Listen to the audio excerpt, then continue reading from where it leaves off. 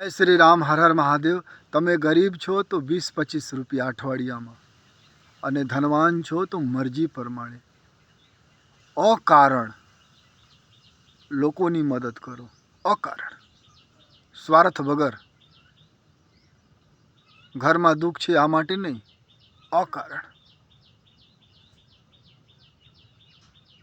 અને મનમાં એવા ભાવ રાખો, હું નથી કરતો, મારું સાંવરિયા કરે છે, મારો દ્વારિકાધીશ કરે છે, એવા ભાવ રાખો. જીવનમાં ખૂબ આનંદ આવશે. કલ્પના ન કરી શકો એટલો આનંદ આવશે. કલ્પના ન કરી શકો.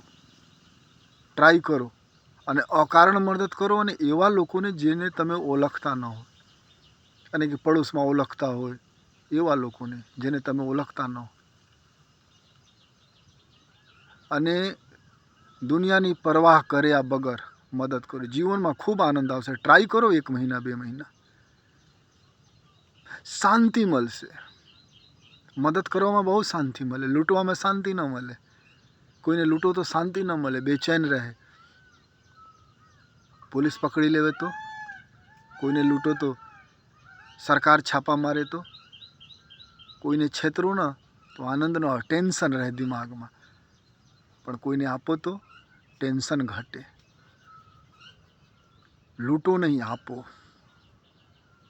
20 રૂપિયા 25 રૂપિયા, ગરીબ માણસ છો તો ગરીબની મદદ કરે. 20-25 રૂપિયામાં તો નશા પણ નથી આવતો સાહેબ. આજકાલ લોકો 1000 રૂપિયાની નશા કરી જાય છે. ગરીબ માણસ 100 રૂપિયાની, 200 રૂપિયાની. કરો ન કરો, હું એમ નથી કહેતા કે નશા કરો, હું એમ નથી કહેતા કરો, તમારી મરજી. પણ 20-25 રૂપિયા 50 રૂપિયા, ગરીબ છો તો અઠવાડિયામાં મદદ કરો. ધનવાન છો તો મરજી પ્રમાણે.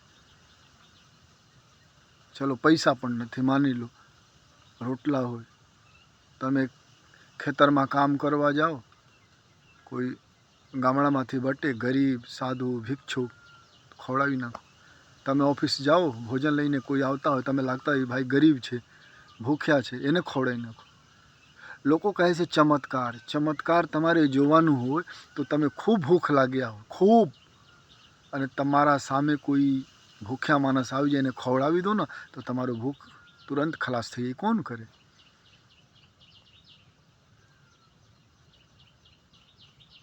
પરહિત સમ સરીસ ધર્મ નહીં ભાઈ. જ્યારે તમે મદદ કરો ને તો ભગવાન સપોર્ટ કરે છે, અને લૂંટો તો નફરત કરે છે. હાથ ખુલ્લા રાખો ને, તેમાં પવન હોય, અને બંધ કરો તો નીકળી જાય. ખુલ્લા રાખો, મદદ કરવાનું ચાલુ કરો. અને તમે મદદ કરો ચાલુ કરો ને તો તમે જોઈને બીજા પણ મદદ કરે.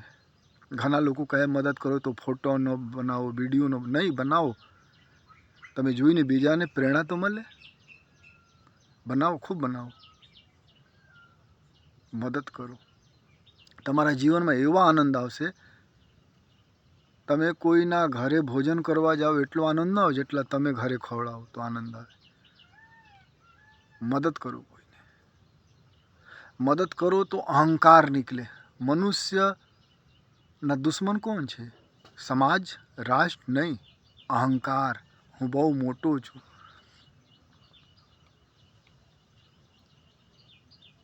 અહંકાર છે સાહેબ. ધરતીની કોઈ હેસિયત નથી આ બ્રહ્માંડમાં. ધરતીની તો છોડો, સૂર્યની હેસિયત નથી, તો તમારી મારી હેસિયત શું હોય?